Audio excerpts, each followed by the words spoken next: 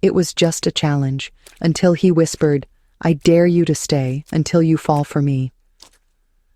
The rain hadn't stopped all week in New York City, and neither had Lily Hart's problems. At 23, she was used to the hustle, working late nights at a worn-down cafe, scraping together enough tips to afford her mother's heart medication. Her life wasn't about living. It was about surviving. Each day felt like an echo of the last, exhausted, unseen, and on the edge of losing everything. But that night, as she wiped down a sticky counter and overheard two college girls giggling about a viral challenge, something shifted. "Did you see the billionaire bed challenge?" one of them whispered, laughing. "Stay in a CEO's bed for 24 hours. If you last, you get 100 grand. No strings, supposedly." Lily rolled her eyes. Probably just another ridiculous TikTok trend. But when she got home and found an eviction notice taped to her apartment door, that laugh turned into a lump in her throat.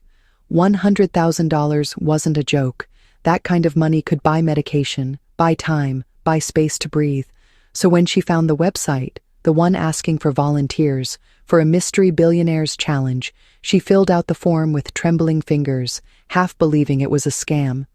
A week passed. Then a message arrived. "You've been chosen. Thorn Tower, penthouse suite, Friday, 9 p.m., 24 hours. No phones, no press, just presence. If you leave the bed, the challenge ends." She didn't know who Thorn was. She didn't care. All she saw was a way out, or at least a delay from the cliff her life was dangling over. That Friday night, Lily walked into Thorn Tower wearing her best thrifted coat, her duffel bag slung over her shoulder, and a mask of fake confidence she didn't feel. She was escorted up to the top floor by a silent butler in gloves. The penthouse was quiet, lit by amber lamps and scented like cedarwood and something expensive. The bedroom was massive, all cream linens and glass walls overlooking the city. And there, sitting on the edge of the bed, was a man with storm-gray eyes and a calm that made her skin prickle. "Lily Hart," he said. His voice was deep, slow, unreadable. "You're him?" she asked, barely managing the words. "Damon Thorn," he replied, "CEO, billionaire, host of this ridiculous little dare." She blinked. She hadn't expected him to be so young, or so composed. He looked like a secret carved into stone. Sharp jaw, expensive watch, tired eyes. He motioned to the bed. "You know the rules." She nodded, then hesitated. "Do I have to? Am I supposed to?" "Sleep," he interrupted, "or not. Talk. Stay quiet. Your choice. But the bed is where you stay. 24 hours. No leaving. No tricks. If you stay, you win. Simple." Simple. Right. Except nothing about this was simple. She stepped toward the bed, heart pounding, and sat on the edge, keeping as much space between them as possible. Her voice shook when she asked, "Why are you doing this?" He didn't look at her. "You're not the first to ask. You won't be the last. Everyone thinks it's about sex or control or loneliness." He glanced over then. "Maybe it's all three." The silence that followed made her ears ring. They didn't talk for hours after that. He read a book. She stared at the window. At midnight, she curled up on her side, eyes wide open, pretending to sleep. And then he spoke, quietly. "You didn't flinch." "What?" she murmured. "When you saw me," he said. "Most women do. You didn't." "I've seen tired eyes before," she whispered. "My mother had them, when the hospital said she might not live to see another spring." For a long second, Damon didn't move. Then, without looking at her, he whispered, "I dare you to stay.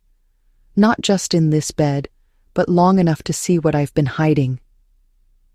She wanted to say something clever, something that would protect her from the rawness in his voice, but nothing came, just that pulse in her throat, that breath she forgot to take. She thought this was a game, a challenge for clicks and money. But by morning, she would realize something much worse. She wasn't in danger of losing the bet. She was in danger of losing her heart. Lily didn't sleep that night. The silence in the penthouse was almost too heavy to bear, as if every breath she took was being measured by the man beside her. Damon Thorne didn't move much either.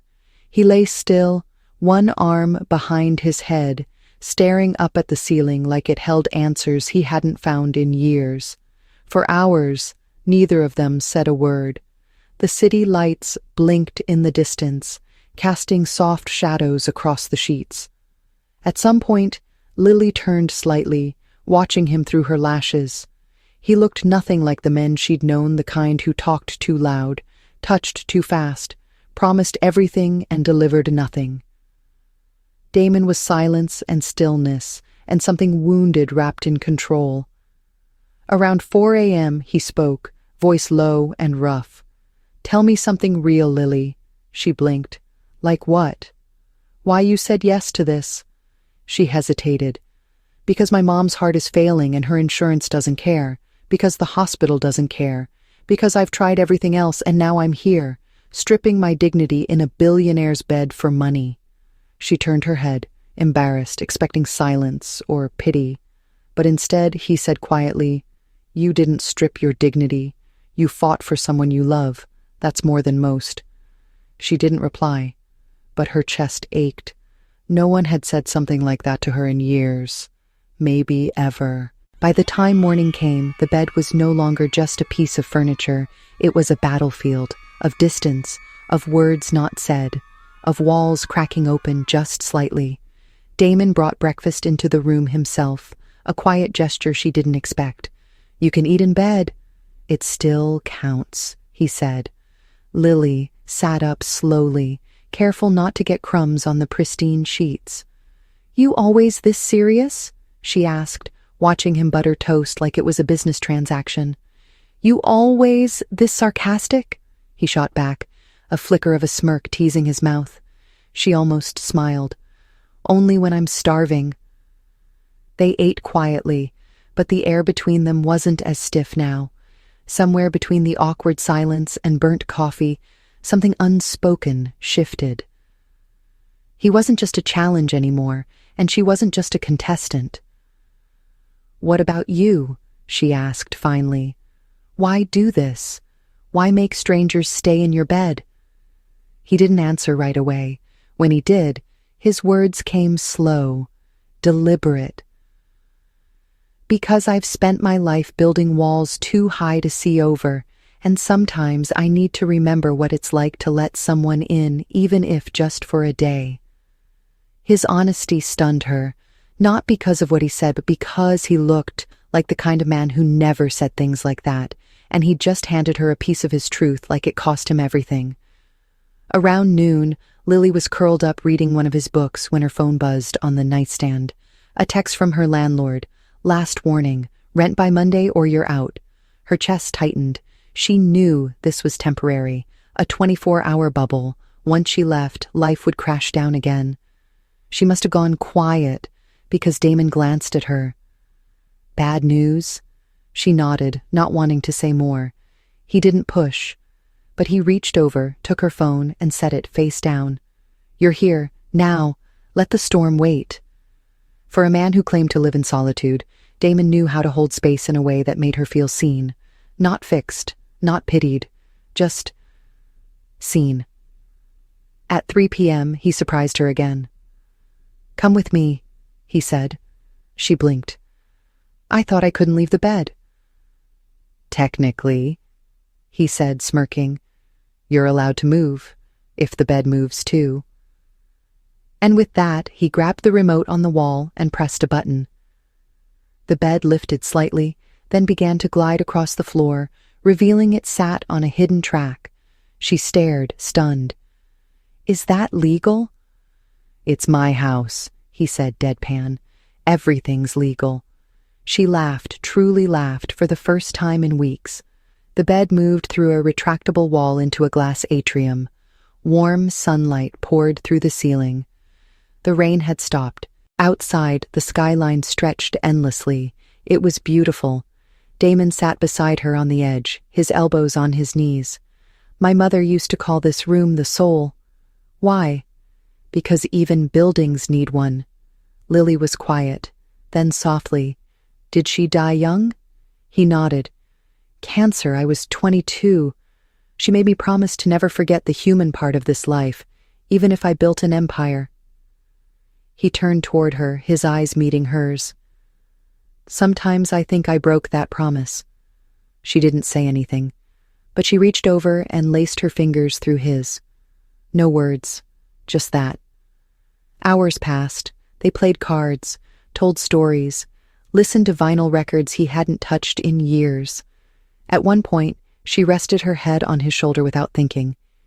He didn't move, didn't speak, just let her be there. When the sun started to set, she whispered, "I don't want this to end." He turned his face toward hers. "Then don't let it." She pulled away slightly. "This is a game, a stunt." "It was," he said, "but not anymore." Her breath caught. He was too close, too honest, too much. She stood quickly, but her foot caught the blanket and she nearly stumbled. His arms were around her instantly, steadying her. "You okay?" he asked. She nodded, but her voice was barely a whisper. "I think I'm falling for you." He froze. So did she. He stepped back slowly. "Don't." His voice wasn't cold. It was scared. She blinked, stunned. "Why not?" "Because I don't know how to love someone who might actually love me back." The pain in his voice knocked the air from her lungs. "Then let me be the first," she said, trembling. He turned away. "I can't ask you to stay." "Then don't ask," she replied. "Just let me." The timer above the door read 23:12:08. Less than an hour left, 1 hour before everything turned back to normal, whatever that meant. Lily sat on the bed, staring at the skyline, her hands clenched in her lap. She didn't know what would happen when the timer hit 0, but she knew this wasn't about money anymore. Somewhere between 9 p.m. and now, something had changed. Her voice, his eyes, the way their pain met in the middle. And just as she thought the silence would swallow them both whole, Damon walked back into the room. No suit, no walls, just him, real and open and raw. "One more hour," he said softly. "Stay, not for the money, not for the challenge, just for me." Her eyes filled with tears. "I was already staying, even if you didn't ask." He stepped forward, knelt beside her, and whispered, "Then I already lost the challenge, because you were never supposed to win my heart." Lily woke to the soft warmth of sunlight touching her skin. For a few seconds, she didn't know where she was. Then the scent of fresh linen, the faint hum of the city below, and the pressure of a strong arm wrapped around her waist reminded her. Damon. His breath was steady, his chest warm against her back. For the first time in months, her heart felt quiet. No chaos, no fear, just stillness. She didn't move. She didn't want to break whatever fragile spell they were under. But the timer had long stopped blinking. The challenge had ended hours ago, and yet neither of them had spoken a word about it. Maybe because they both knew something had shifted beyond rules, beyond time. Her fingers toyed with the edge of the sheet as thoughts crept in. What now? Was she just a girl who shared his bed for a day, or had last night written something permanent across the pages of their lives? Behind her, Damon stirred. His voice came out sleep-heavy, rough. "You're still here." She nodded, not trusting her voice. He shifted, propped himself on one elbow, looking at her. "I didn't think you would be." She finally turned to face him, her voice barely audible. "I didn't know if I should be." His gaze didn't waver. "But you are." There was a question buried beneath his words, one she didn't know how to answer. She sat up slowly, pulling the sheet to her chest. The challenge is over, Damon. You don't owe me anything now. He blinked. Do you really think that's what this is? That this was just a deal I'm ready to forget? She didn't look at him. Isn't that what you do? Close the door and move on? He was quiet for a moment. Then, not this time. He stood and crossed the room, picking up the jacket he'd dropped hours ago. From the inside pocket, he pulled out a folded envelope and walked it over to her. This is the money, he said. The full amount. You earned it. But... He knelt in front of her, meeting her eyes. You don't have to take it if it changes how you feel about last night. Her breath hitched. Why would it? Because I don't want to be the man who paid for your time. I want to be the man you stayed for, even when the timer stopped. The words hung between them like a truth too big to ignore. She stared at the envelope, then at him. It started as a challenge, she whispered, but it didn't end like one. He nodded slowly. So tell me, do we walk away or start over without the timer? Her fingers brushed his, tentative, trembling. You scare me, Damon. Why? Because I wasn't supposed to feel anything, but I do, too much. Me too, he admitted, and I don't know what to do with that. She leaned forward, pressing her forehead against his. Maybe we figure it out. Together.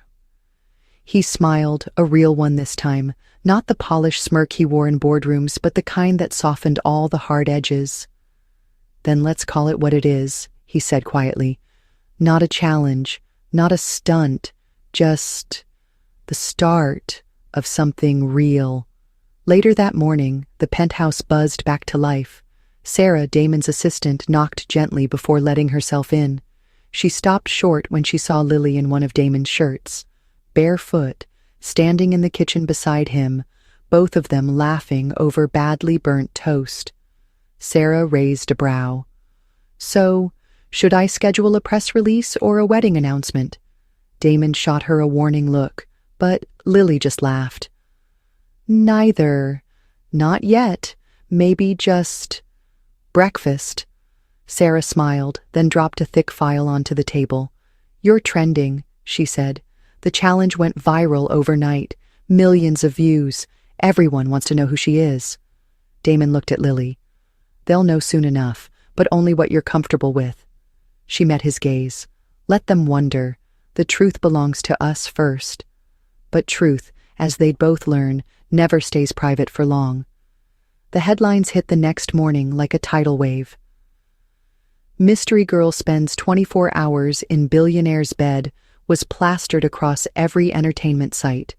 Photos from Damon's building security leaked to the press. Lily entering the penthouse, Lily leaving wrapped in his coat, her face tilted toward him as if gravity itself pulled her closer. The media spun 1,000 versions of what happened that night. Some called her a gold digger. Others dubbed her the girl who tamed the untouchable. Lily didn't read the comments, but the notifications on her phone never stopped. Her inbox flooded with interview requests, sponsorship deals, and messages from strangers who claimed to know her. The attention was suffocating. Her world, once small and safe, now felt like it was on fire. Still, she didn't run. Not this time. Because when Damon texted her, I'm sending a car. We need to talk. She didn't hesitate. Back at the penthouse, everything felt different. The same city view stretched endlessly through the windows, but the air between them had shifted. She stepped inside, her pulse quickening as she saw him standing in front of the fireplace, phone in one hand, a glass of whiskey untouched in the other. You okay? She asked quietly. He looked at her, tired but focused. I've handled mergers that shook less than this. She gave a faint smile. Welcome to dating in the digital age. He didn't smile back.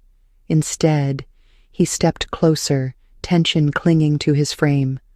This isn't just about dating, Lily. This is my name, my company, My family being picked apart by people who don't know you or me.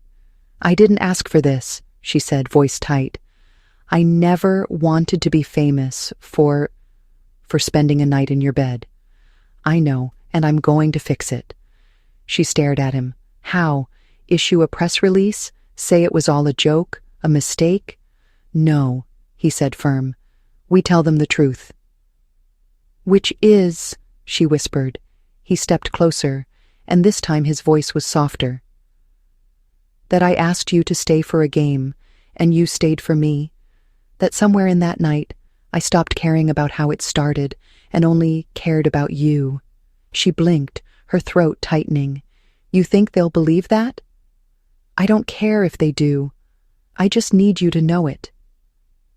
For a moment, everything stilled again, just like that first morning when time didn't matter and words weren't needed. But then her phone buzzed on the table. She glanced at it and froze. Her landlord, third message in a day. She'd been late on rent again, too many shifts missed, too many paychecks stretched thin. She grabbed her bag. I need to go. Damon stepped forward. Don't, let me help. She shook her head. You already did. She paused at the door.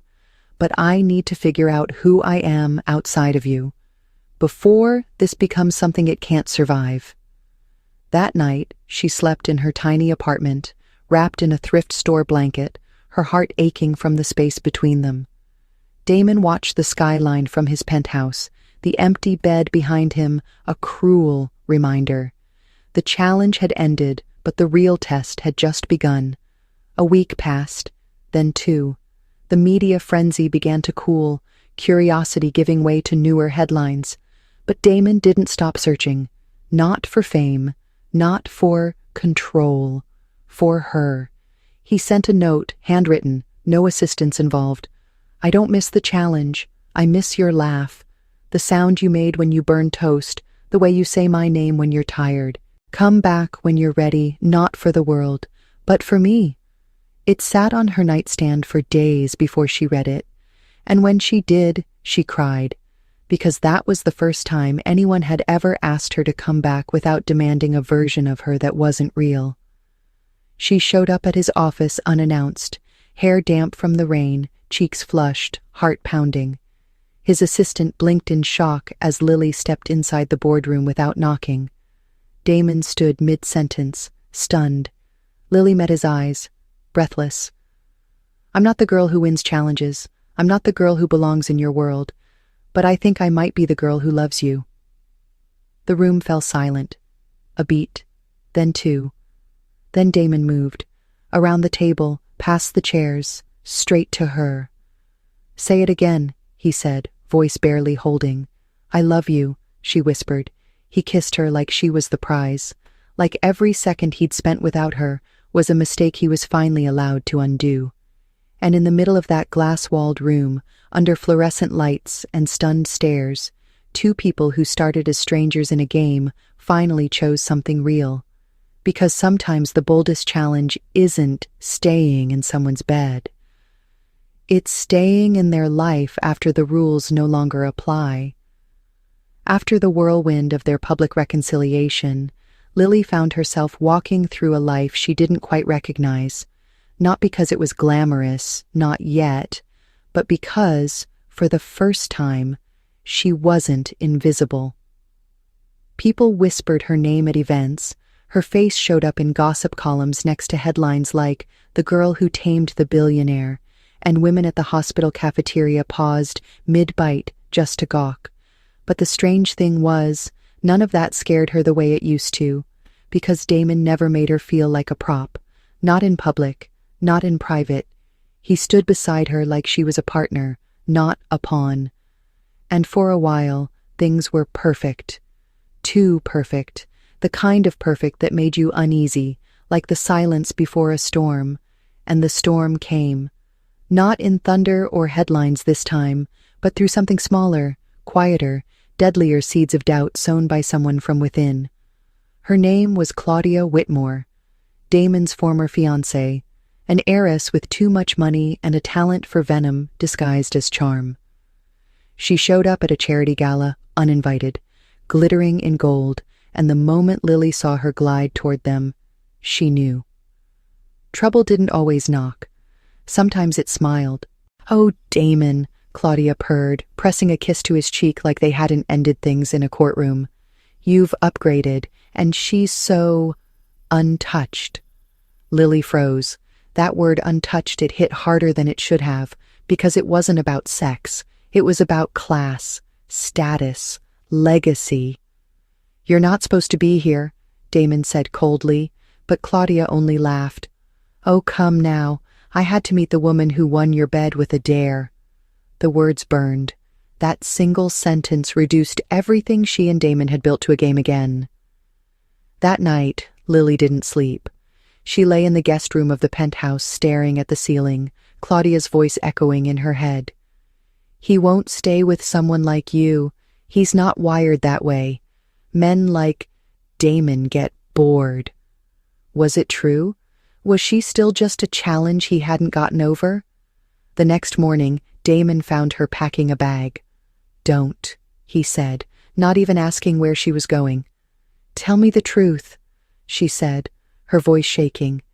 "If this had never gone viral, if that stupid challenge never happened, would we be here?" He stepped closer. "No, but not because of what you think. That night didn't change you, Lily. It changed me. You reminded me I had a heart." She wanted to believe him. God, she did. But something inside her whispered, "This isn't your world," and for the first time in weeks she let it speak. She didn't move out, but she moved away, emotionally. She started taking longer shifts, volunteering for overnights, skipping the events Damon invited her to, citing exhaustion. She needed space, she said. Time to think. Damon gave it to her, but it wasn't peace she found. It was more doubt. And then the worst happened, a pregnancy test positive. She stared at it in the hospital bathroom, her hands trembling. It wasn't possible, except it was. That night hadn't been careful, it had been wild, desperate, real. She pressed her back against the stall and tried not to cry. How do you tell a billionaire you might be carrying the result of a dare? When she finally told him, his reaction was immediate. "We're keeping it," he said, his voice steady. "Not because of the press, or the gossip, or your family, or mine. Because it's ours." "You don't have to marry me," she said, her voice cracking. "I'm not looking for a fairy tale." "Good," he said, stepping closer. "Because I'm not offering one. I'm offering something real, messy, complicated, but true." And then he did something that undid her completely. He dropped to his knees and pressed his forehead to her belly. "You changed everything, Lily. Don't run now." She didn't. She stayed. And 3 months later, they announced the pregnancy to the world with one simple statement.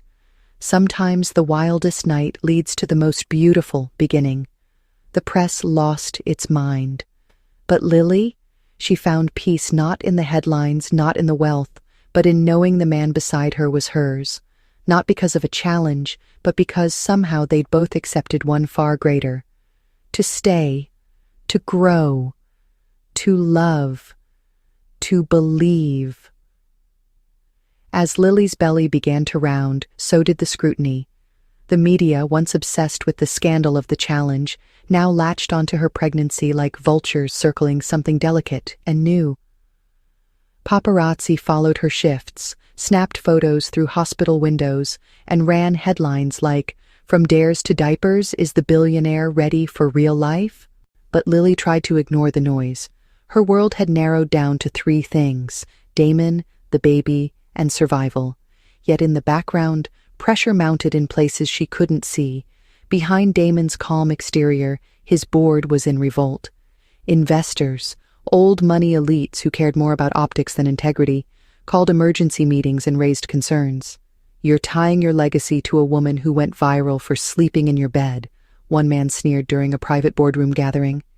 Damon stood at the head of the table, the image of control, but inside he was a storm. He didn't care about the company, not in that moment. He cared about Lily, about the promise they'd built together. But the board didn't see love. They saw liability. "Step down," someone finally said, "or we'll force a vote." And just like that, everything he'd spent years building, the empire, the power, the name, was on the line. That night, Damon didn't tell Lily the full truth. He walked into their penthouse with takeout in one hand and flowers in the other. She sat on the couch, her feet propped up, a book open in her lap. She looked up and smiled, her eyes still soft despite everything. "Rough day?" she asked. He nodded, kissing her forehead. "Better now." But even as he held her, his mind was somewhere else. What was a legacy worth if it cost him the woman who made him feel human again? He spent the next week in meetings, his lawyers scrambling to hold ground. Lily sensed the shift. He came home later, slept less, smiled smaller, and one night, as they lay in bed, her back against his chest, she whispered, "Are we okay?" He tightened his arm around her. "We're more than okay. We're real." But even then, she knew. Something was breaking. It all came to a head at the Sullivan Gala, an annual event held in Damon's late father's honor. The press was everywhere. The board was watching. And Lily, in a flowing red dress that hugged her growing bump, stood beside Damon on the stage, her hand in his as he addressed the crowd. His speech was calm, steady, but every word felt like a farewell. And then, just before stepping down, he dropped the bomb. "I've spent my life chasing numbers, closing deals, building towers, but none of it meant anything until a woman dared to stay in my bed for 24 hours and changed my heart forever. So tonight, I'm not just stepping away from Sullivan Holdings, I'm stepping toward something bigger, my family, my future." The room went silent, then exploded. Cameras flashed, voices roared. But Lily? She just stood there frozen, her breath caught in her chest. As they stepped off stage, she turned to him. "You gave it up," she said, stunned. He nodded. "They were never going to accept you, Lily, not unless I made you pay the price. And I won't do that. I'd rather lose everything than lose us." She stared at him, her heart aching. "You didn't have to—" "Yes, I did," he interrupted gently, "because I know what matters now." In the weeks that followed, Damon's name was stripped from boardrooms and magazine covers, but Lily saw him more clearly than ever. He was present, calm, real. He attended doctor's appointments, learned how to install a crib, even burned an attempt at blueberry pancakes on a lazy Sunday morning. And for the first time in her life, Lily didn't feel like a girl surviving. She felt like a woman loved. The world didn't go quiet after Damon stepped down. It screamed louder. News outlets debated his sanity. Shareholders sued. Headlines spun him as a love-struck fool who threw away billions for a woman who once took a dare in his bed. But behind those headlines, something more powerful was unfolding. The same internet that once mocked Lily now began to admire her. Her quiet resilience, the way she walked into prenatal clinics without bodyguards, the way she still showed up for night shifts when she could have easily disappeared into luxury. TikToks trended of her soothing a crying baby in the ER with captions like, "The girl who made a billionaire human." People started calling her Nurse Hope, and somehow the narrative shifted. Lily was no longer a scandal, she was a symbol, but none of it compared to the private moments. One rainy Tuesday, Damon came home with a tiny silver bracelet engraved with 3 words, "Ours, all of it." She cried when he clipped it gently around her wrist. "I don't care if I ever wear a diamond," she whispered. This is everything." On the day their daughter was born, the sky broke into a soft spring rain. Damon never left her side. He held Lily's hand through 10 hours of labor, whispering steady affirmations like, "You're stronger than you know," and "We're so close, Angel." And when their daughter finally arrived, red-faced and wailing with Damon's dimples in Lily's eyes, time stopped. Damon held the baby like she was made of stardust. "Her name is Grace," Lily whispered, exhausted, "because that's what she gave us." Damon kissed both their foreheads. "Grace Sullivan," he said, "welcome to the world we almost lost." The months that followed were a blur of sleepless nights, burp cloths, and whispered lullabies in the dark. Damon was clumsy with bottles at first, but fierce when Grace cried, pacing for hours until she settled in his arms. Lily, for the first time in her life, wasn't afraid of being left behind. She could nap without checking the door, laugh without apology. One morning, while watching Damon fumble with a diaper, she said, softly, "You don't miss it, do you?" He looked up, confused. The Empire, the boardrooms, the Forbes covers. He chuckled, shaking his head. They were loud. But this? He lifted Grace in the air, making her giggle. "This is purpose." And just like that, Lily knew she hadn't ruined his legacy, she'd helped him rewrite it. One viral post changed everything. It was a photo. Damon in a white t-shirt, baby spit up on his chest, cradling Grace in one arm while cooking pancakes. Lily had snapped it at sunrise and posted it with the caption, "The man who made me believe in forever." Overnight, the comments exploded. Brands offered book deals, networks asked for interviews, but Damon declined them all except one. He and Lily agreed to tell their story only once, on their terms, in a special interview that aired live under the title More Than a Dare. In it, Lily looked directly into the camera and said, "Love isn't always soft. Sometimes it begins in the strangest places, like a bet in a billionaire's bedroom. But what matters is what you build from it. We built grace, we built truth, and I'd do it all again." By the end of the interview, More Than a Dare was trending globally, and for once, not because of drama but because people believed in them. They weren't a scandal anymore. They were a testament, a nurse and a billionaire, thrown together by a game, bound together by choice. And as the final scene faded, Damon whispered something only Lily heard. "I told you, that night didn't just cost me my heart, it gave me my whole damn world." 3 years later, their home was filled with soft morning light and the sound of Grace's tiny feet pattering across hardwood floors.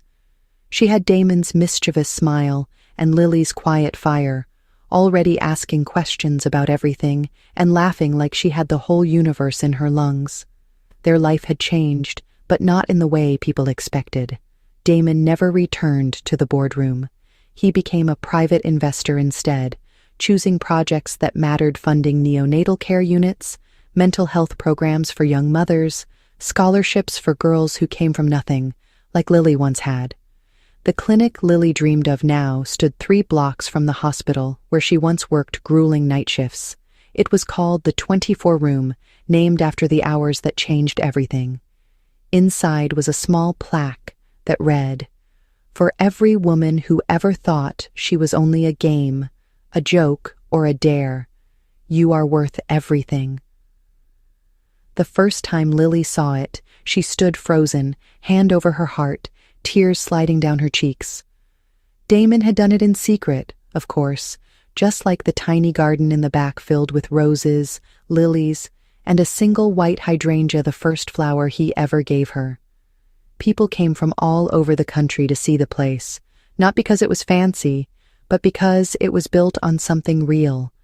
And when they asked Lily why she stayed, why she trusted a man who once offered her money to play pretend in his bed, she said, "Because he stopped pretending before I even realized I'd fallen for him." Their love didn't look like the fairy tales. It was messy, loud, sometimes angry, always honest. There were nights they argued over who forgot to pack Grace's snack bag. Mornings they bumped shoulders in the kitchen, sleep-deprived and unfiltered. But every time they came back to each other not out of obligation, but choice. Damon once said, "If I lose everything and still have your hand, I'll know I've won." And Lily, in her own quiet way, reminded him daily why he gave it all up in the first place. They didn't need the world's approval anymore. They had something better, a family, a rhythm, a truth stronger than headlines and louder than whispers. On their 5th anniversary, Damon surprised Lily with a small ceremony in the garden, just the three of them. Grace was the flower girl, scattering petals with wild delight as her parents renewed the vows they never really said properly. Damon took Lily's hand and said, "I once thought I owned everything until I realized I'd never had anything that mattered. Then you walked into my bed with your guard up and your heart breaking, and you gave me both. Not because I earned them, but because I finally learned how to deserve them." Lily smiled through her tears and said, "You didn't just love me, you saw me. That's why I stayed." Grace clapped like the sky had opened just for them, and for a moment it really felt like it had. That night, as they lay in bed, no bets, no cameras, no contracts, Lily curled into Damon's chest and whispered, "That 24-hour challenge ruined everything I thought I knew about love." Damon kissed the top of her head and replied, "And built something better in its place."